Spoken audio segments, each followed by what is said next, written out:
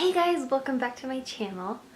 I'm gonna do a birth story, and what's better than a birth story than sitting next to a big giant fluffy bear, right? So we're gonna sit next to Mr. Bear here because I feel like he's very baby related, although he doesn't like to sit very well.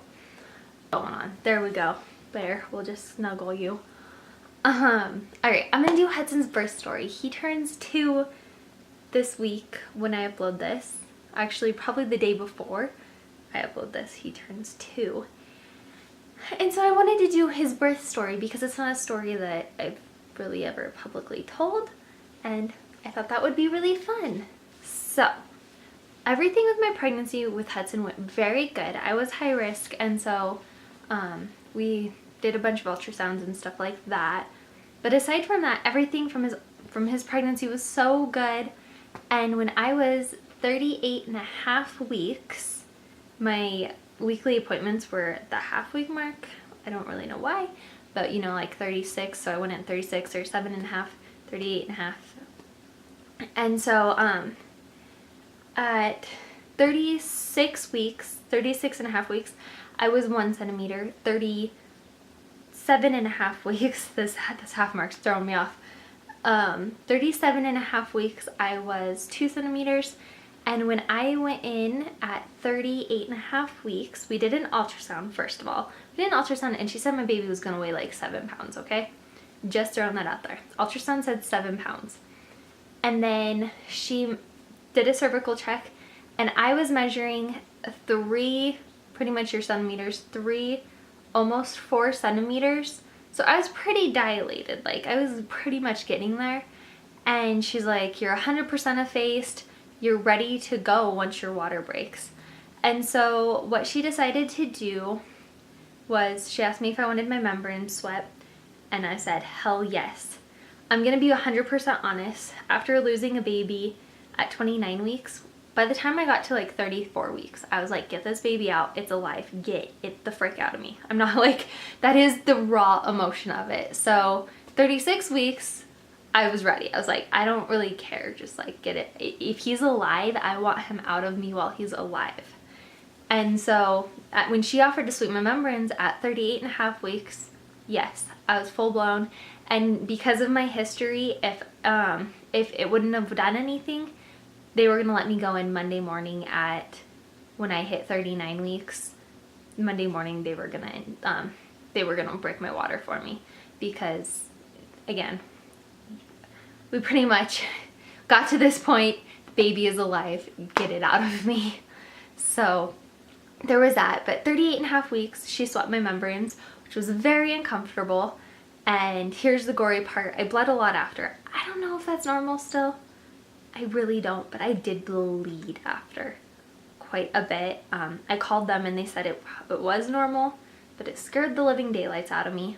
And so this video is gonna be really long. I started to bleed. That was at noon. So at about noon, she swept my membranes. And then my mom and I made an afternoon. We went and got lunch. I had a spinach enchilada, to be exact, I remember.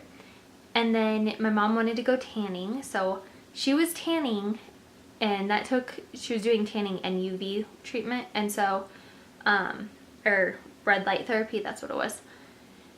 And so we were there for a solid like hour, maybe a little bit longer. And I just remember that was probably at about 2 o'clock by the time we got there. And I just remember being like, I'm kind of uncomfortable. Like, they always said when you go into labor, you'll feel that your stomach gets really tight and you'll feel it like up here. And I never felt like that. I was just like, my back was kind of cramping. That's pretty much what I felt, was my back cramping. So I was like, I really don't know if it's labor, if it's just like from getting my membrane swept. So I called and they said, it could be either. Wait it out a little bit longer and see what happens. And so I waited through that, and I just remember I didn't want to sit. Sitting seemed uncomfortable, so I was walking. I just circled in there, and the lady thought I was crazy. I was like, girl, I think I could possibly be going into labor. Just let me walk circles in your little store. And that's truly what I did for like an hour. And then from there, my cousin had my maternity pictures on a DVD for me. So we drove over to meet her in town, and I got those, and I was like, I don't know if I'm in labor, like, it's just, like, my back hurts. And my cousin touched my belly, and she's like, your stomach is rock hard, you are so in labor. And she's like, do you feel it tightening? I was like, no, I don't feel, like, they just always said your upper stomach, you'll feel up here starting to tighten it, and I just never felt that. And so I was like, I don't know. So then my mom and I went to the store, and we went grocery shopping, and by then it was about 3:30. So 3:30 we went grocery shopping, I believe. My times could be a little bit off, but 3:30 we went to the grocery store, and I remember they kind of started getting heavier, what was then contractions. Before, I couldn't really time them. They weren't, it kind of felt constant, I guess. But then it was kind of, we were going through the store, and all of a sudden it kind of hit me, and I'd kind of have to stop and be like, okay. So we got what we needed, and I drove us home. And then we went to, I got home, and luckily Sky was off work. And I said, Skylar, I'm pretty sure I'm going into labor. I think that we need to go to the hospital.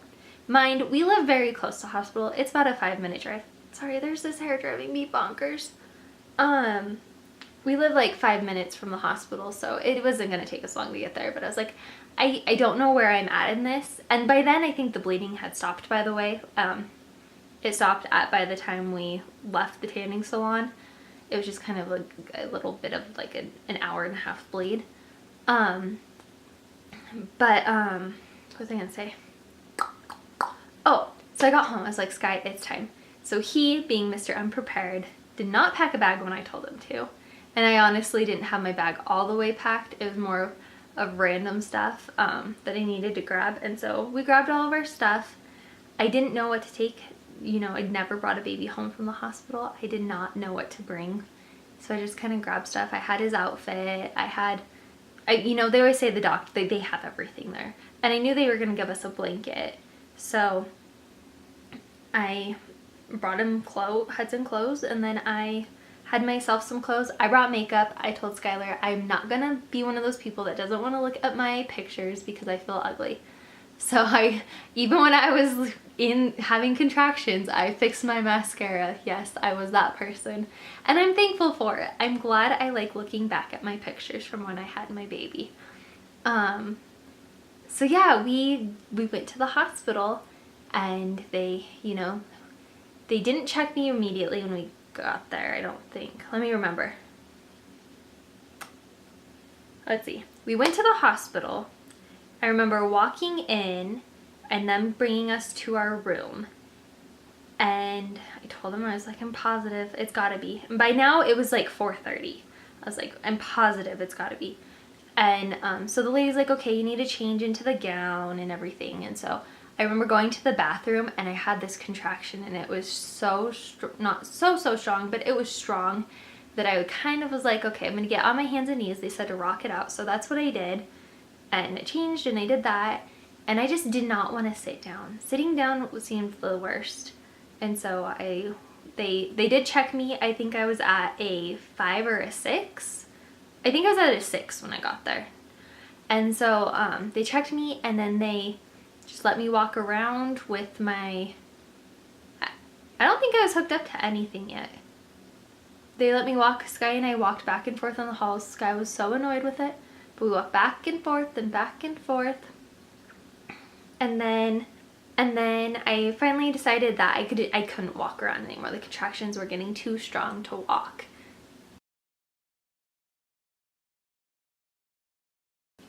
And so I was gonna take a bath. I said, I wanna get in the jacuzzi. I wanna get in the bath. I think it would help. So they said, okay, let us check you first. And so they checked, and I was in like a 7 or an 8. And they said, you cannot. You're going too fast. You're getting past the point of being able to get in the bath. So I was like, okay. It's almost time. Are you excited? Mm-hmm. So excited. Are you scared to death? Mm-hmm. So they did that, and I remember the contractions getting to be a lot, but I was like, I can handle it. And then finally at, I think when I was 8.5 centimeters dilated, I was like, I want an epidural. And they went to give me the epidural, which they didn't, the guy who to give me the epidural didn't get there till I was 9 centimeters. So I almost missed my chance for an epidural. But at 9 centimeters, I got the epidural, and they also gave me a painkiller immediately with that. I think the painkiller helped. I swear to God, the epidural did nothing. Again, I was so far already, like, close to pushing in labor that I just don't know that they didn't give me as much medicine, exactly how they did that, but I swear to God the epidural did nothing. The pain medicine did. I felt the pain medicine for that little chunk of time, and then after that, did nothing. And I could move my legs very easily. They were not numb. So I remember it feeling like this whole time too, he was at station 0. I don't remember the negative positives, but there's 0 and then there's like this going down and then there's up too. He was at station 0 and he needed to be at station 1 and 2 to, you know, come out of the birth canal. And so I was like, man, I really feel the urge to push. And to me, it felt like a baseball. Like there was a baseball and then you just needed to push it out. So there's this baseball feeling, pushing, and I was like, I need to push. And the girl's like, I don't know that you're there. I was like, no, I need to push. And so I started pushing, and I pushed for a solid half an hour. I pushed and he wasn't freaking moving. He was staying at that station 0, and it drove me insane, and it was frustrating. And I remember, I think it was right before then or in that time that my water broke. And I just remember laying there, and all of a sudden it was before I was pushing. It was before I felt the urge to push. And now that I remember laying there, and all of a sudden I just heard a pop. And then all of a sudden I was like, I think my water broke, and I got all wet. And I was like, this is crazy. Especially, I don't know. To me, labor wasn't something I was nervous for, you guys. I was excited to experience it. Laboring a dead baby and laboring an alive baby are two very different processes, and so I was very excited to labor an alive baby and go through real labor. I was, you know, I was thankful. I was not scared. I was just thankful and grateful and excited for it. So my water broke and I was so excited. I was like, this is so cool. And then that's when I started to feel the urge to push. And so yeah, we did the whole baseball pushing thing for a solid at least half an hour. And then the doctor came in, they said I was a 10 and we were ready to go. And that the baby was finally moving from station to that, I think it's 1 and 2, it might be -1 or 2, I'm not sure. But it was moving down. And so I finally got him out of that station 0. And then we pushed. I think I pushed for maybe 20 minutes to half an hour. Probably, I don't know how many pushes. I don't think I did that many pushes. But it felt longer than it was, I'm sure. It might have only been 10 minutes of that type of pushing. But yeah, pushed him out and there was my baby alive. I literally cannot get, like, it makes me want to cry thinking about it. Having an alive baby put in your arms was the coolest thing ever.